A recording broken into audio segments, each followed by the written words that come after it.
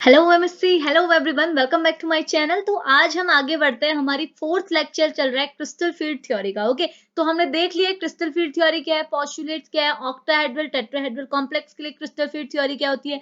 Next lecture पे हमने क्या देखा, ऐसे कौन कौन से फैक्टर्स हैं, स्पेशली हमने वीक एंड स्ट्रॉन्ग लिगेंड पे बात की जो आपके किसी भी कोऑर्डिनेट कंपाउंड की क्रिस्टल फील्ड स्प्लिटिंग एनर्जी को अफेक्ट करता है। ओके, अगले लेक्चर पे हमने क्या देखे, वो कौन कौन से मतलब कि स्ट्रक्चरल कंसिक्वेंसेस देखे क्रिस्टल फील्ड थ्योरी की, यानी कि आपको किसी भी कोऑर्डिनेट कंपाउंड से उसके स्ट्रक्चर से रिलेटेड जितनी भी नॉलेज चाहिए, मतलब कि स्ट्रक्चर कैसा होगा, ज्योमेट्री कैसी होगी, उसका स्टेबिलिटी क्या होगी, ये सारी चीजें, कलर कैसा होगा, ये सारी चीजें हम किसी भी कोऑर्डिनेट कंपाउंड की कैसे कैलकुलेट कर सकते हैं, कैसे फाइंड आउट कर सकते हैं with the help of crystal field theory. ठीक है, तो हमने क्रिस्टल फील्ड थ्योरी से रिलेटेड बहुत सारी चीजें देख ली। अब तो सबसे इंपॉर्टेंट क्या जो बोल सकते हैं, बेसिक जो क्रिस्टल फील्ड थ्योरी का सबसे बेसिक पॉइंट है वो है उसकी स्पेक्ट्रोकेमिकल सीरीज। अब आपको मालूम है, आप पहले से भी पढ़ते हुए आ रहे हैं कि स्पेक्ट्रोकेमिकल सीरीज क्या होता है। देखो, शॉर्ट में मैं अगर आपको सिंपली इसका इंट्रोडक्शन दे दूं तो आप ऐसा बोल सकते हैं कि आपको मालूम है। देखिए, मैंने आपको पहले भी बोला था कि सीएफटी ही आपकी पहली थ्योरी तो है नहीं जिसने कोऑर्डिनेट कंपाउंड की बात की थी।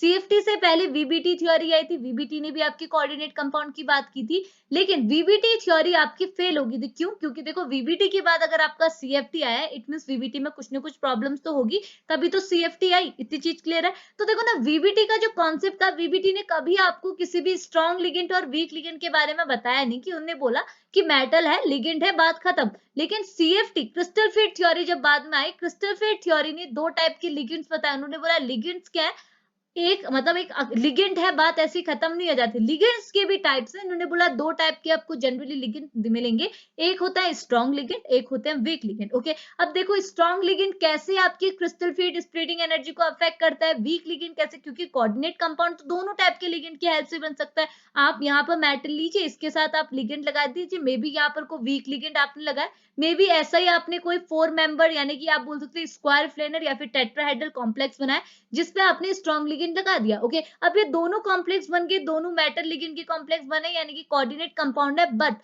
ये कोऑर्डिनेट कंपाउंड में से कौन स्टेबल है, कौन कम स्टेबल है, इनकी स्प्लिटिंग एनर्जी क्या होगी, ये सारी चीजें को देखने के लिए आपने क्या करना पड़ा, इन लिगेंड्स को एक क्लास में क्लासिफाई करना पड़ा, यानी कि इनको एक सीरीज में रिप्रेजेंट करना पड़ा। ओके, अब सीरीज में कैसे रिप्रेजेंट किया, इन्होंने क्या किया, ऐसा किया कि इनकी क्रिस्टल फील्ड स्प्लिटिंग वैल्यू के बेसिस पे, या फिर बोल सकते हैं आप इनकी स्ट्रेंथ की बेसिस पे, इनको क्या है एक सीरीज में अरेंज कर लिया। ओके, अब एक सीरीज में अरेंज कर लिया तो उस सीरीज को ही क्या नाम दे दिया, स्पेक्ट्रोकेमिकल सीरीज। समझ में आया?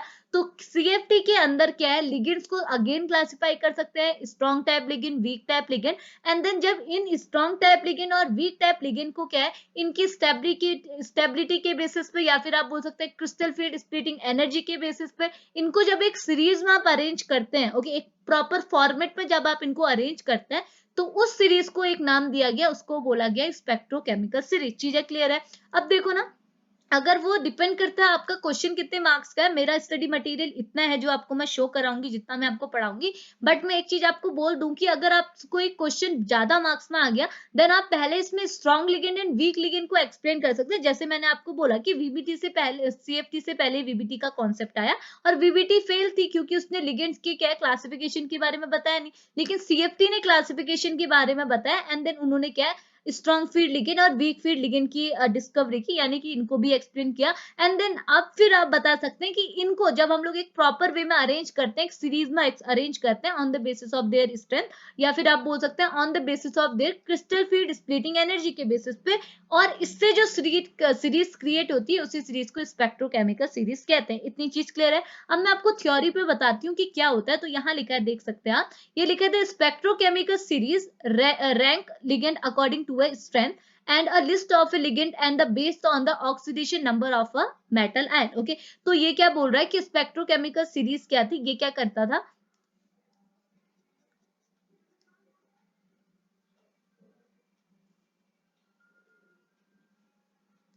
तो देखिए, तो ये क्या बोल रहा है, यहाँ पर से हम पढ़ना स्टार्ट करते हैं। तो ये बोल रहा है spectrochemical series rank the ligands according to the strength, यानी कि स्पेक्ट्रोकेमिकल सीरीज क्या करती है, लिगेंड्स को अरेंज करती है, रेंज देती है, रैंक देती है, किसके बेसिस पे, on the basis of their strength, यानी कि जो पहले साइड पे जो लिगेंड्स आएंगे वो आपके स्ट्रॉन्ग लिगेंड आएंगे, और लास्ट सीरीज के नीचे नीचे जो लिगेंड होंगे वो आपके क्या होंगे, वीक लिगेंड होंगे। और क्या बोल रहा है, and the list the ligand and the based on the oxidation number of a metal ion. और ये क्या करता है, मेटल आयन जो आप यूज करते हैं उनकी ऑक्सीडेशन नंबर के बेसिस पे भी इनको अरेंज कर सकता है। और एक और वे में आप इसे अरेंज कर सकते हैं, वो है एनर्जी डिफरेंस, यानी कि जिसे आप बोलते हैं क्रिस्टल फील्ड स्प्लिटिंग एनर्जी, जिसे आप डेल्टा नॉ से रिप्रेजेंट करते हैं। बिटवीन द दो आपके दो एनर्जी सेट होते हैं, जो आपके नीचे होता है T2G और ऊपर होता है EG orbit of their octahedral complex. तो आप समझ सकते हैं कि लिगेंड्स को आप तीन बेसिस पर अरेंज कर रहे हैं। पहला बेसिस है आप उसकी स्ट्रेंथ के बेसिस पर अरेंज कर रहे हैं, या फिर रिएक्टिविटी बोल सकते हैं, स्ट्रेंथ होगी। दूसरा है oxidation number of metal ion, और तीसरा है आपका crystal field splitting energy. Okay, तो अगला क्या बोल रहे हैं, ligands are produce a large splitting, और ऐसे लिगेंड जो कि आपका बहुत ज्यादा स्प्लिटिंग, बहुत ज्यादा स्प्लिटिंग शो कराते हैं, ऐसे लिगेंड्स को आप क्या बोलते हैं, strong ligand. And those ligand that produce small splitting, यानी कि ये चीज तो मैं आपको ऑलरेडी बता चुकी हूँ ना, आपका मेटल ऑर्बिट है या आपका डी ऑर्बिट है मेटल का, ये एनर्जी, इसकी इनिशियली एनर्जी इतनी होगी। ओके,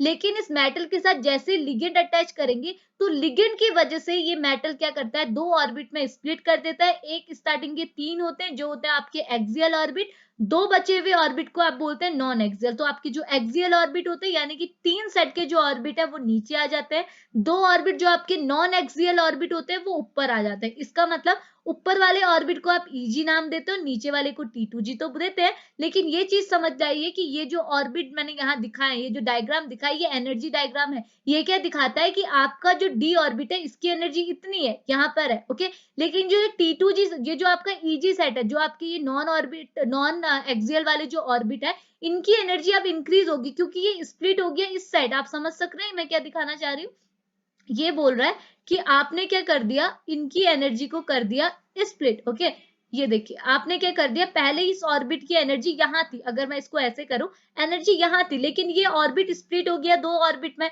मतलब दो सेट में स्प्लिट हो गया, क्योंकि ये 5 सेट के ऑर्बिट है ना, तो 3 सेट तो आपके नीचे चले गए, जो आपके एक्सियल सेट होते हैं, मैं ऑलरेडी डिस्कस करा चुकी हूँ। ओके, तो ये एक्सियल सेट आपके T2G बन के नीचे चले जाता है। नॉन एक्सियल सेट, यानी कि जो ये दो सेट बनेंगे, ये ऊपर चले जाएंगे, EG बोलते हैं जिसे। ओके, अब ये EG की एनर्जी आपकी क्या होती है, ज्यादा हो जाती है। क्यों, अगर आप एनर्जी देखेंगे तो एक ऑर्बिट जो आपका डी ऑर्बिट है, उसकी एनर्जी यहाँ लाई कर रही है, T2G की यहाँ लाई कर रही है, और EG की यहाँ लाई कर रही है, और एनर्जी का फॉर्मेट क्या होता है, ऐसा। जितना ऊपर को जाएंगे उतनी एनर्जी इंक्रीज होती जाएगी। ओके, अब क्या बोल रहा है, आपको मालूम है जो आपके लिगेंड्स होते हैं, अगर आप स्ट्रॉन्ग लिगेंड की बात करेंगे, तो देखो यहाँ जो स्प्लिटिंग हो रही है, मैंने क्या बोला, लिगेंड की वजह से हो रही है। अब होता क्या है, यहाँ पे लिगेंड स्प्लिटिंग तो कराता है, लेकिन अगर आप स्ट्रॉन्ग लिगेंड लेंगे तो स्प्लिटिंग बहुत ज्यादा होगी, यानी कि आप सोच सकते हैं कि यहाँ पे स्प्लिटिंग कुछ इस पैटर्न में होगी। अगर ज्यादा लिगेंड है, ज्यादा स्ट्रॉन्ग लिगेंड है, तो स्प्लिटिंग कुछ इतनी होगी। ओके, अगर आपने वीक लिगेंड लगाया, तो ये मेटल का जो ये डी ऑर्बिट है, ये स्प्लिट तो करेगा, लेकिन छोटे रेंज में स्प्लिट करेगा, यानी कि स्प्लिटिंग एनर्जी है जो इतनी होगी। लेकिन अगर आपने स्ट्रॉन्ग लिगेंड लगा दिया, स्ट्रॉन्ग लिगेंड आपका डी ऑर्बिट को बहुत बड़े रेंज से स्प्लिट करेगा, यानी कि स्प्लिटिंग एनर्जी आपकी यहाँ से यहाँ तक होगी। ओके, तो ये चीज तो हम ऑलरेडी डिस्कस कर चुके हैं, ये चीज बताने की जरूरत नहीं है। तो वही बोल रहा है कि लिगेंड जो आपकी लार्ज स्प्लिटिंग करता है वो स्ट्रॉन्ग लिगेंड हो गए, जो छोटे स्प्लिटिंग कराते हैं वो हो गए वीक लिगेंड। तो ये बता सकते हैं आप। ओके, अगला क्या बोल रहा है, तो हम क्या बोल सकते हैं, स्पेक्ट्रोकेमिकल सीरीज को अगर एक प्रॉपर डेफिनेशन में एक्सप्लेन करना चाहे, तो आप बोल सकते हैं, so we can say that spectrochemical series give the arrangement of a ligand in an increasing order of a crystal field splitting energy। तो स्पेक्ट्रोकेमिकल सीरीज हमको क्या देती है, लिगेंड्स का अरेंजमेंट देती है, लिगेंड्स को अरेंज करके दिखाती है, वो भी किसके बेसिस पे, इंक्रीजिंग ऑर्डर पे, यानी कि यहाँ से आपका, और यहाँ जो लिगेंड है वो आपके कम ऑर्डर के है, यानी कि कम स्ट्रेंथ के है, यहाँ को जो ऑर्डर है वो आपका इंक्रीज होते जा रहा है, बढ़ते जा रहा है, on the basis of crystal splitting energy, यानी कि यहाँ के लिगेंड की क्रिस्टल फील्ड स्प्लिटिंग एनर्जी क्या होगी, कम होगी। इट मींस यहाँ जो लिगेंड होंगे वो वीक होंगे, क्योंकि वीक लिगेंड ही तो आपकी क्या करते हैं, छोटे लेवल पे स्प्लिट कराते हैं। अगर छोटे लेवल पे स्प्लिटिंग हो रही है, अब आप खुद समझ सकते हैं, यहाँ स्प्लिटिंग इतू सी हो रही है, तो ऑब्वियस सी बात है कि स्प्लिटिंग एनर्जी इतनी होगी। अगर यहाँ अगर स्ट्रॉन्ग लिगेंड लगा दूंगी तो स्प्लिटिंग भी बड़ी हो रही है, स्प्लिटिंग बड़ी होगी तो ऑब्वियस सी बात है ये जो स्प्लिटिंग एनर्जी की वैल्यू वो भी ज्यादा आएगी। तो वही बोल रहा है, आपने क्या करना है, पहले इलेक्ट्रॉन जो आपके लिगेंड्स हैं उनको उनके splitting energy, crystal field splitting energy की इंक्रीजिंग वेज में आपने उन्हें अरेंज करना है, एंड निकालना है कि we know that the weak ligand can cause a less crystal field splitting energy. पता है वीक लिगेंड क्या है, low crystal field splitting energy show करता है, जिसकी वजह से क्या होता है, जो आपके वीक लिगेंड है ये इलेक्ट्रोकेमिकल सीरीज में क्या है, स्टार्टिंग में एग्जिस्ट करते हैं, पहले पहले हम लिखते हैं, ओके। और जो आपके दूसरे लिगेंड्स है, जो आपकी स्ट्रॉन्ग लिगेंड है, वो आपकी क्या है, पीछे पीछे लाई करते हैं। और यहाँ पर को लिखा हुआ है, we know that the weak ligand cause a less crystal field splitting, so they form है हाई स्पिन कॉम्प्लेक्स। अब देखो ये हाई स्पिन कॉम्प्लेक्स क्या होता है, लो स्पिन कॉम्प्लेक्स क्या है, वो मैं आपको नेक्स्ट स्लाइड पे बताऊंगी। अभी आप सुन लीजिए इतना कि आपके जो वीक लिगेंड होते हैं वो आपके हाई स्पिन कॉम्प्लेक्स बनाते हैं। एग्जाम्पल के लिए वीक लिगेंड के एग्जाम्पल दिया है, क्लोरीन, ब्रोमीन, फ्लोरीन, ये जो लिगेंड्स होते हैं ये आपके एक टाइप के वीक लिगेंड होते हैं। हाइड्रोक्सी, OH, H2O, जो आपके जो ग्रुप होते हैं, ये जो लिगेंड्स होते हैं ये आपके वीक लिगेंड्स होते हैं, ओके। अगला क्या बोल रहा है, while the strong field ligand, जो आपके स्ट्रॉन्ग फील्ड लिगेंड होते हैं ये आपके क्या कराते हैं, cause a greater crystal field splitting. आपको पता है ये स्प्लिटिंग बहुत ज्यादा कराता है, तो इनकी क्रिस्टल फील्ड स्प्लिटिंग एनर्जी भी ज्यादा होती है। तो क्रिस्टल फील्ड स्प्लिटिंग एनर्जी ज्यादा होती है, जिसकी वजह से आप इसे बोलते हैं लो स्पिन कॉम्प्लेक्स। अभी क्यों बोलते हैं वो मैं आपको अगले स्लाइड में बताने वाली हूँ। अभी जस्ट इतना डेफिनेशन पे ये आपको लिखना है कि ये एक टाइप के लो स्पिन कॉम्प्लेक्स होते हैं।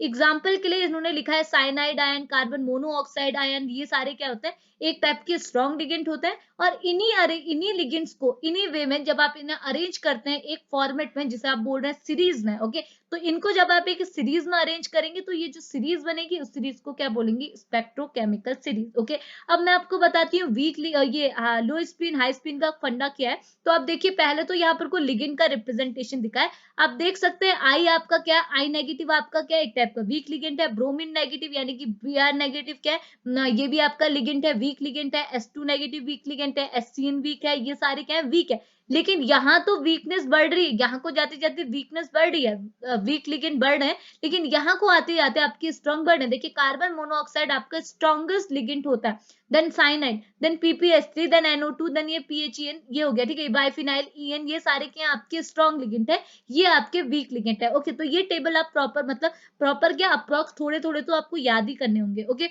अब देखिए मैं आपको बताती हूँ कि वीक लिगेंड हाई सॉरी, तो देखिए अब मैं आपको बताती हूँ कि ये हाई स्पिन कॉम्प्लेक्स लो स्पिन कॉम्प्लेक्स का क्या फंडा है, ओके।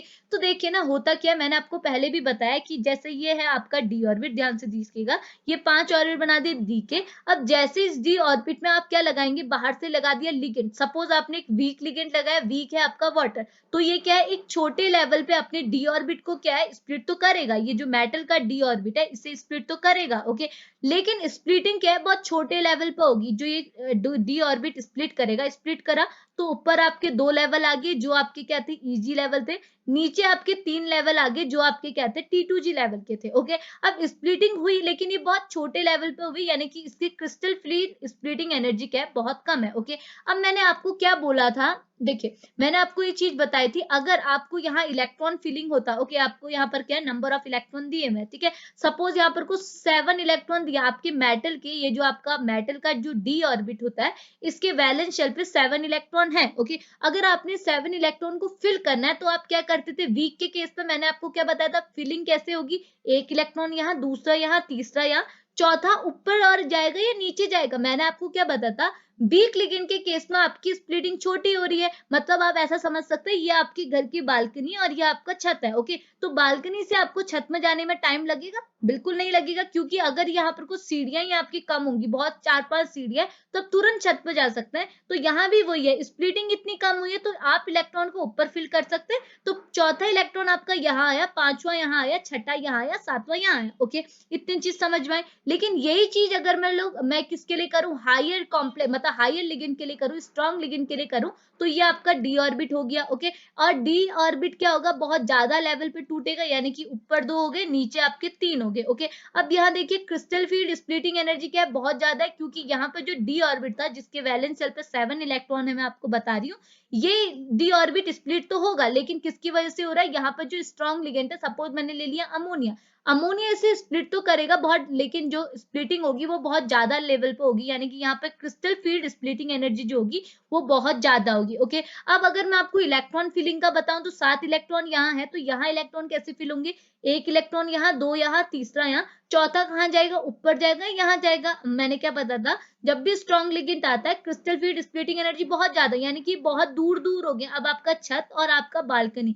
बालकनी और आपका छत के बीच में क्या है, बहुत ज्यादा डिस्टेंस है। अब आप ऊपर जाने में आपको डिफिकल्टी होगी, आप क्या करेंगे, इससे अच्छा तो चलो घर पे ही घूम लेता हूँ, ओके। तो आप क्या करेंगे, ऊपर इलेक्ट्रॉन नहीं भेजेंगे, आप अपने इलेक्ट्रॉन को यहीं डालेंगे, पांचवा छठा सॉरी छठे यहाँ आया, सातवां अब ऊपर जाएगा, यानी कि जब तक ये पूरा ऑर्बिट फिल नहीं होगा तब तक इलेक्ट्रॉन ऊपर नहीं जाएगा। ओके, तो इसी को बोलते हैं हाई स्पिन और लो स्पिन का कॉन्सेप्ट। मतलब क्या होगा कि अगर आपका क्या होगा, अब आप यहाँ देख सकते हैं आपका जो इलेक्ट्रॉन है वो क्या है, नीचे पेयरिंग करने से बजाय पहले इलेक्ट्रॉन आपने ऊपर भेजा देन नीचे भेजा, समझ में आ रहा? यानी कि लो के केस पे आपने क्या किया, जब आप लो लिगेंड्स की बात कर रहे थे उस केस में एक इलेक्ट्रॉन यहाँ आया, दो इलेक्ट्रॉन यहाँ आया, तीसरा यहाँ, चौथा ऊपर गया, पांचवा यहाँ गया, देन छठा और ये सातवां। तो ऐसे कॉम्प्लेक्स जिसमें क्या करते हैं, आप इलेक्ट्रॉन की फिलिंग कराते हैं, पहले आप अपने T2G सेट के एक एक इलेक्ट्रॉन फिल करते हैं, देन आप EG के एक एक इलेक्ट्रॉन फिल करते हैं। ऐसे कॉम्प्लेक्स जिसमें क्या है, ऐसा मतलब कि बोल सकते हैं इलेक्ट्रॉन की स्पिन का रिप्रेजेंटेशन ऐसा होता है कि पहले आपने नीचे के एक एक सेट भरे देन ऊपर के एक एक सेट भरे, तो ऐसे कॉम्प्लेक्स को बोलते हैं हाई स्पिन कॉम्प्लेक्स। और आपके जो ऐसे कॉम्प्लेक्स जो आपके लो टाइप के मतलब कि बोल सकते हैं वीक लिगेंड के कॉम्बिनेशन से बने ऐसे कोऑर्डिनेट कंपाउंड, वो आपके क्या होते हैं, हाई स्पिन कॉम्प्लेक्स से शो करते हैं। ओके, हाई स्पिन तो समझ गए। तो यहाँ पर को क्या होगा, लो स्पिन होगा, क्यों? क्योंकि यहाँ पर को इलेक्ट्रॉन क्या है, ऊपर और ऊपर वाला जो सेट है आपका, जो EG सेट है यहाँ नहीं जा रहे, ये अगेन T2G सेट पे जा रहे हैं, यानी कि सारे इलेक्ट्रॉन पहले यहाँ T2G सेट में फिल हो रहे हैं देन आपकी EG सेट में जा रहे हैं। तो ऐसे कॉम्प्लेक्स को आप क्या बोलते हैं, आप इनको बोलते हैं हाई स्पिन। तो ये हो गया, तो ये क्या होंगे आपके लो स्पिन कॉम्प्लेक्स। देखो ये लिखा है लो स्पिन कॉम्प्लेक्स, ऐसे कॉम्प्लेक्स को आप बोलेंगे लो स्पिन कॉम्प्लेक्स। और स्ट्रॉन्ग लिगेंड को आप बोलेंगे लो स्पिन लिगेंड। समझ में?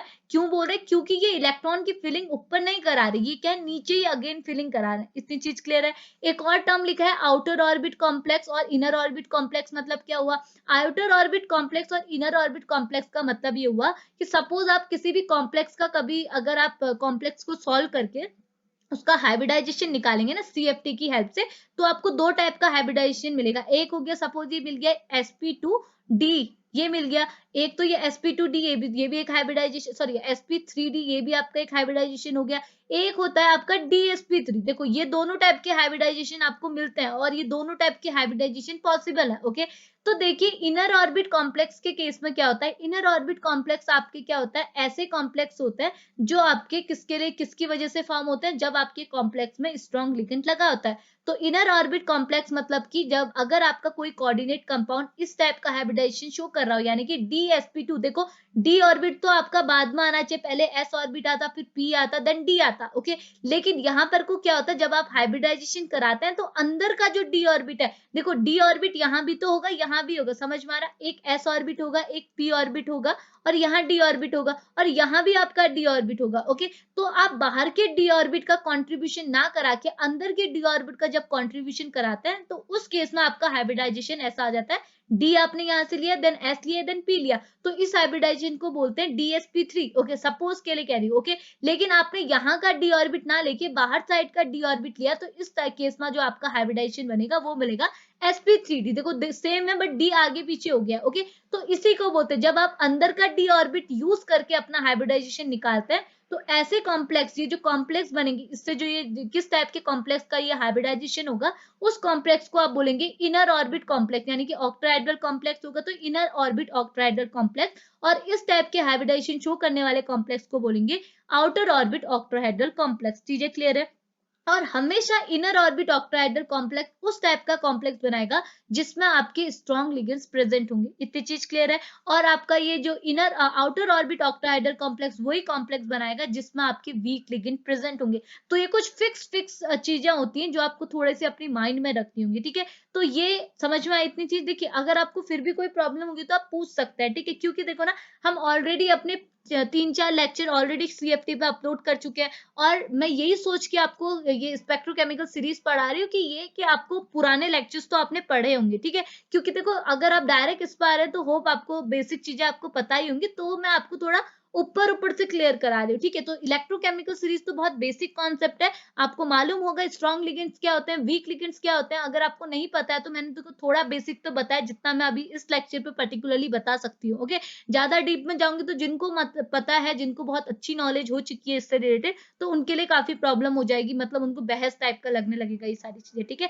तो इतनी चीजें क्लियर है, तो समझ गए वीक लिगेंड क्या होता है, स्ट्रॉन्ग लिगेंड क्या होता है। जब आप इनको एक प्रॉपर वे में अरेंज करते हैं on the basis of their strength, on the basis of their crystal field splitting energy और on the basis of oxidation number of metal ion, उस केस में जो आपकी प्रॉपर सीरीज आपकी जनरेट होती है उसी को बोलते हैं क्रिस्टल स्पेक्ट्रोकेमिकल सीरीज। एंड ये तो सब लिख सकते हैं, सीरीज बना सकते हैं, एंड उसके बाद ये भी बता सकते हैं कि जो लिगेंड आपके क्या होते हैं, वीक लिगेंड होते हैं, उस केस में जो आपके कॉम्प्लेक्स बनेगा वो आउटर ऑर्बिट कॉम्प्लेक्स बनेगा। कैसे बनेगा मैंने आपको बता दिया। आउटर ऑर्बिट क्या होता है, जब आप बाहर साइड की डी ऑर्बिट का कॉन्ट्रीब्यूशन कराते हैं अपने हाइब्रिडाइजेशन में, उसे बोलते हैं आउटर ऑर्बिट कॉम्प्लेक्स। ओके, और हाई स्पिन बता दिया, जब आपका क्या है, इलेक्ट्रॉन ऊपर वाले सेल पे जाके अपना हाइब्रिडाइजेशन, यानी कि यहाँ पर कोई इलेक्ट्रॉन क्या है लोअर सेल से अपर सेल पे जा सकता है, तो उस केस में ऐसे कॉम्प्लेक्स को क्या बोलते हैं, हाई स्पिन कॉम्प्लेक्स। और इसका जस्ट अपोजिट क्या हो जाता है, इनर ऑर्बिट के केस में हो जाएगा, जब आप क्या करेंगे स्ट्रॉन्ग लिगेंड के यूज करके कोई कॉम्प्लेक्स बनाएंगे। चीजें क्लियर है? तो होप समझ में आया होगा। अगर फिर भी कोई प्रॉब्लम होगी तो पूछ लीजिएगा, ठीक है? कोई ऐसा कुछ नहीं है, कोई प्रॉब्लम होगी तो पूछ लीजिएगा, ठीक है? तो होप समझ में आया होगा। अभी हम वीडियो को यहीं फिनिश करते हैं, मिलते हैं नेक्स्ट लेक्चर पे क्रिस्टल फील्ड थ्योरी के। तो तब तक के लिए बाय बाय।